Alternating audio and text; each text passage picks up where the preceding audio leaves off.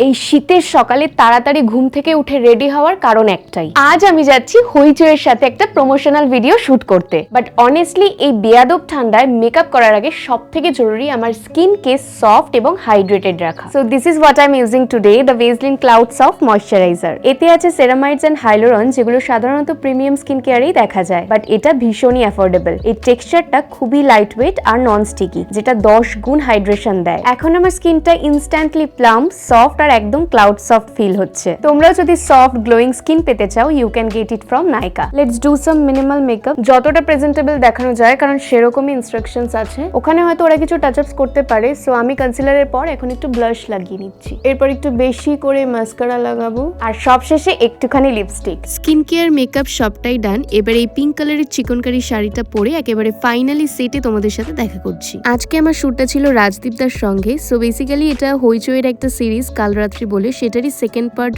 Release করবে। তো সেটারই প্রমোশনাল একটা ভিডিও শুটের জন্য আমি গেছিলাম। ওখানে গিয়ে স্লাইটলি মেকআপটা একটু চেঞ্জ করেছিলাম। তো তারপরে ভালো করে শুট করে মাকে নিয়ে বাড়ি চলে এলাম।